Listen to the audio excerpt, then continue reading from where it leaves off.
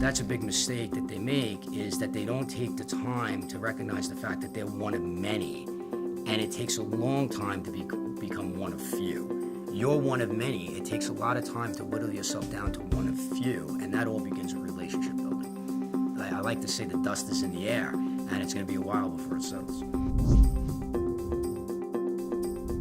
My name is Rich Botto. Some people know me as RB. I run a company called Stage 32, which is an online platform for networking or for connecting and educating film creatives worldwide. Sort of like LinkedIn for people in the film industry with an educational component to it. The platform started with 100 of my friends in the business and is now over 500,000 people worldwide. Yeah, I started as an actor in New York in theater, and then I left the business for a little while to run a magazine called Razor that was a men's lifestyle magazine that was national, competed against GQ and Esquire, and I met a ton of people in the industry through that. So when I was through with the magazine, it was very easy to make the transition into producing and writing because I had a lot of contacts, and that was sort of my foray, my avenue into producing. Stage 32 was bred out of a need. I understood the importance of social media, but I wasn't getting anything out of the broad-based social media networks. So Facebook, for example, friends and family, LinkedIn, maybe a little bit more of, not really for creatives in my opinion. So I felt that on a business level, the social media market was going to move towards niche social media platforms.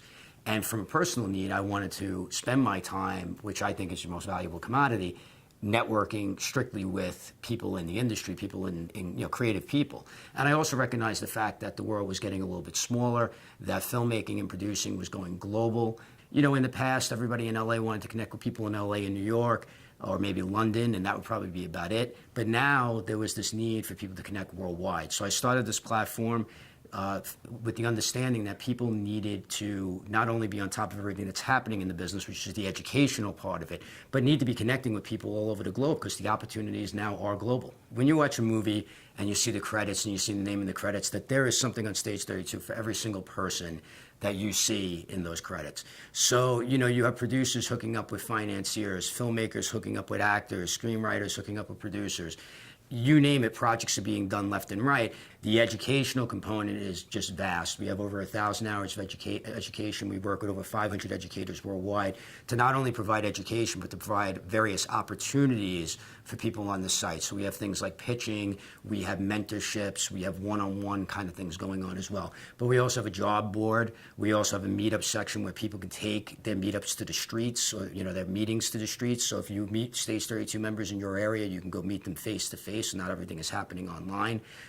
There's just a vast way, a million avenues, I should say, for people to come together, not only to come make projects, but to educate themselves on everything that's going on in the world because it's rapidly changing.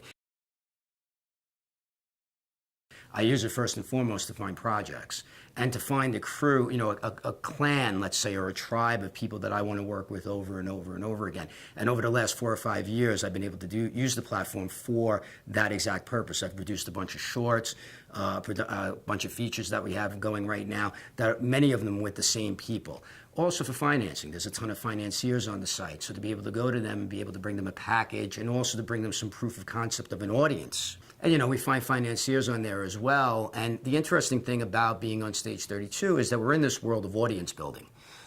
It's not enough sometimes just to bring, part of your package now, let's say. Everybody talks about bringing a package of an actor, a director, and maybe some money or IP, existing IP or whatever. Now, a lot of financiers are looking are you bringing an audience with you? So part of being on Stage 32 is building that audience, building that brand of your projects and your films, your projects and you.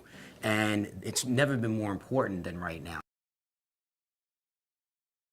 Crowdsourcing versus crowdfunding, it's a very interesting subject. A lot of people don't understand the difference. And I've been fortunate to have been asked to write a book for the American film market called Crowdsourcing for Filmmakers, which just got published, because I was giving a talk here at AFM, and people did not understand the difference between the two. And really, at its most base, crowdfunding, of course, is raising funds through either rewards-based crowdfunding or equity-based crowdfunding toward the means of, funding a film or a project. Crowdsourcing really is all about identifying, engaging, and moving an audience. It's all about branding. It's all about bringing an audience with you as proof of concept for you and your projects. They're two very different things, but yet at the same time, there has never been a successful crowdfunding campaign without an element of crowdsourcing. The most successful crowdfunding campaigns, usually the people that are running them spend 3 to 6 months crowdsourcing before they ever launch the campaign. Within the book, there are 3 case studies. One is a short, one is a feature, one is a documentary, who all use elements of crowdsourcing to raise their funds, but also use crowdsourcing to crowdsource equipment, crowdsource locations. There's a million different ways you could do that you could crowdsource, but it all begins with identifying and engaging an audience. The whole idea of crowdsourcing is that you are bringing along voices that are in support of you. And that's much more powerful than the voice of just you. If I tell you I'm fantastic, you're going to go, you and everybody else. But if somebody that we know mutually tells you, no, you really have to pay attention, you're going to be more likely to pay attention. Now imagine if you had an army of those people going out and out and out and out, telling everybody, look, you need to look at this project, you need to be involved with this project, especially if it's distilled down to a particular topic, let's say the theme of the movie or the subject matter of the movie. That really is extremely, extremely powerful. So these 3 case studies show how these producers basically went out and identified an audience. They didn't say our film is for everyone, which, by the way, is the biggest mistake that filmmakers make and producers make. You ask them, who's the audience of this film, and they say everyone, and that's just simply not true. You have to know who your audience is. And really, in this day and age where there is so much content being made, and yes, it's a gold rush of people, looking for content, but that doesn't mean that everybody's just buying everything sight unseen or just, for the purposes because it sounds great. They want to know that you're really bringing something with you. And the people that are winning the day right now are bringing that audience. So that's why these case studies are so valid to the idea of how crowdsourcing works. One of the case studies in the book is a documentary called Mile and a Half. And really, it's only about 6 creatives, 5 cinematographers, and 1 sound designer, sound engineer, who hike the John Muir Trail, which is about 206 miles. Not many people get to do it in its entirety. You need a special license to do it, but they got it. And they're health nuts as well. So they went out to try to raise $85,000. I believe it was on Kickstarter, it might have been Indiegogo, but through crowdfunding for this documentary. Now, $85,000 for a documentary about people hiking the John Muir Trail is really not all that interesting, or it doesn't seem at its core that you're gonna, that would be an easy raise. But what they did was they said, look, we're gonna concentrate on the nature buffs, the health nuts, and the gearheads, because they were gonna bring the state-of-the-art equipment, and they were gonna record, and they were gonna film and record the trail and all the different ecosystems and its natural beauty had never been done before.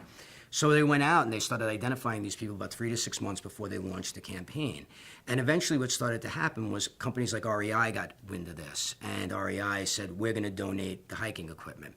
They started doing sort of asking the audience, sourcing the audience, how do we go out for 30 days and, keep our packs light with the food, and it would give us recipes that we can carry in a cup.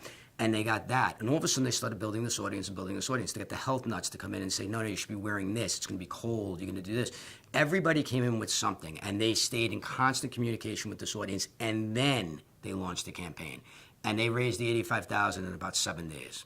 Not only that, but they stayed in constant communication with that audience throughout the entire hike. And then when it was over, sent them outtakes, sent them, different information of what they were going through in post and everything like that. And by the time the film played at the LA Film Festival, it was sold out. It was the first film that the LA Film Festival ever had to spill over into a second screen because the demand was just so crazy and they didn't want to push people away. It's an interesting world now for financiers. It's almost an embarrassment of riches really right now because there's so much content being produced. There are more options than there were before, and the way that content is being distributed right now and the amount of options that people have created many more opportunities. So I think financiers have to do the due diligence. They have to know early on what are the avenues for this project. Are we going theatrical? Are we going straight to a streaming platform? Are we going to go the festival route? All of those things are very, very different, and all of them have their own inherent risks. I think that for financiers right now, I think you really need to understand the market. You really need to understand the business. You really need to understand what does it mean if we don't want to go to theatrical and we want to go to Netflix, Amazon, Hulu. What really does that entail? What can we get back? What are they paying for content? You know, a lot of people get excited about Netflix, but then they find out that maybe Netflix doesn't pay as well as they thought.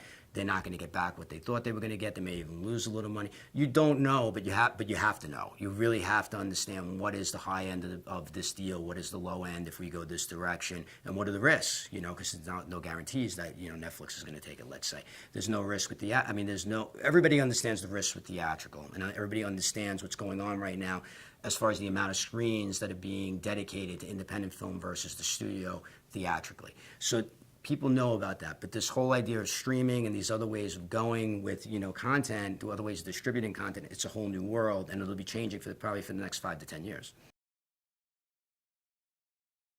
I don't know if there's necessarily a common ground of what's going on with streaming right now. I think that it's changing dramatically when, you know, Netflix just announced that they're putting however many hundreds of billions of dollars into original content for the next few years. I don't know if that means the model is going to change dramatically. I think as more players come into the field, you know, Apple's going into original content, Facebook has made some noise about coming into original content. How does that change the marketplace, and how does everything shift? But I think that's why you need to be on top of it day in and day out. You know, financiers 10 years ago got handed a business plan. Those business plans don't mean anything anymore. There are just too many different ways to go. And, you know, it makes it exciting for independent filmmakers in a lot of ways, and for people making TV, and for people making short form content as proof of concept, because now even people are monetizing shorts, which is amazing, which is something 5 years ago you never would have considered, or you never would have even thought of. You made shorts just as proof of concept for yourself.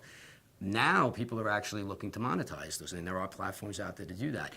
That will continue to change. It just will. More things are going to be pushed to online. More content is going to be pushed to online. The theatrical experience is probably going to change over the next 5 to 10 years as well. Who knows what the studios are going to do as far as that's concerned. We've heard rumblings about studio in your home for $50 a month, the Sean Parker thing.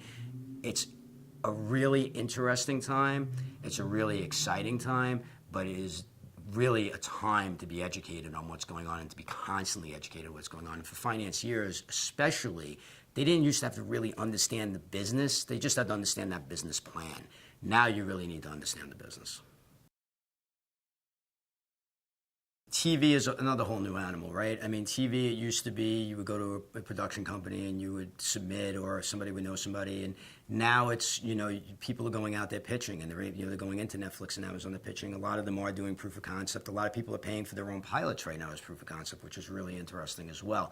It's a different world in film for a few reasons. One, you have more TV, you know, being produced than ever before.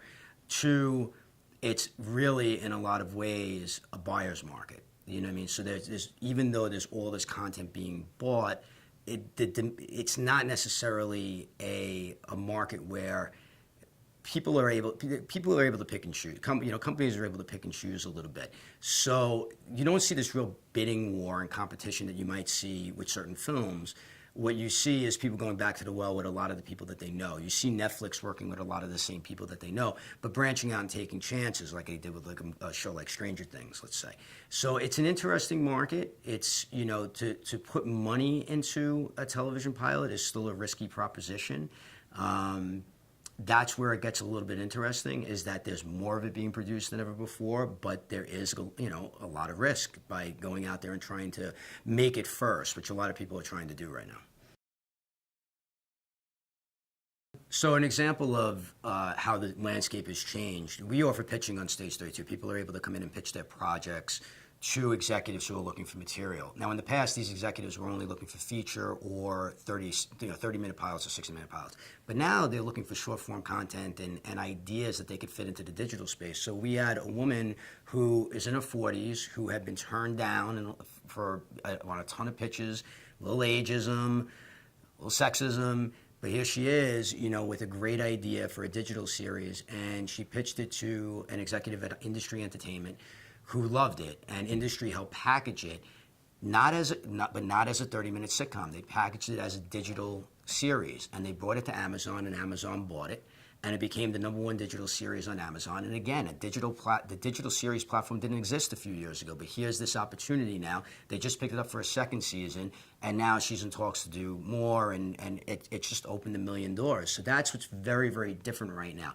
You do have investors and producers who have worked in the feature space and in the television space that all of a sudden you'll see working in the digital space, and you'll see financiers throwing some money into the digital space. And that's, again, I think a big difference in this business as well right now is that the management companies, the agencies, the production companies, where again, 5 years ago, they wouldn't look at anything short or anything digital. Now, they want that. They want to see something that's, 8 to 10 minutes long, a web series that's 10 episodes, 8 to 10 minutes each, that maybe eventually, if it has, a million views on YouTube, that they could take someplace else and say, look, this is proof of concept that this should be a series. Also on Stage 32, our executives will tell us what they're looking for. So sometimes it's very, very simple. Sometimes they're looking for, let's say an independent film between 1 and 3 million. Sometimes they're looking for a digital series that can be shot for under 20,000, 50,000. And then what we do on our end is we curate, we find those projects, we find people that have those projects, creators who have those projects, and we bring them in front of the executives. And there's just been so many projects that have come from that. It's been incredible. But again, it's amazing for us, even on our end, to see how that landscape has changed. Whereas before, we had all these executives coming to us going, we want the $20 million film, or we want the $5 million indie. Now we want the $100,000 micro budget film. We want the $20,000 digital short. It's changed dramatically. And again, I think it will continue to change as this content gold rush continues. Problem with raising money for those independent films is that the pre-sale market has become a little tougher. And that's for a few reasons. One, of course, is box office is down.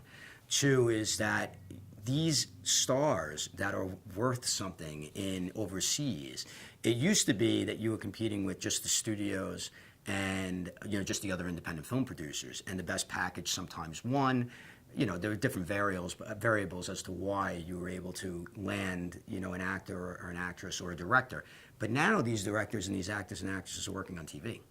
And that makes it even more difficult. So the pre-sale market becomes a little bit tougher because there are only so many people that can get you to that number that you want to get to, that way you feel that you can make that film. So you see a lot of feature projects even now being considered for television. I know a bunch of friends that have had features that have been going for a couple of years where they've been putting it together and piecing it together and piecing it together. And now they said, you know what?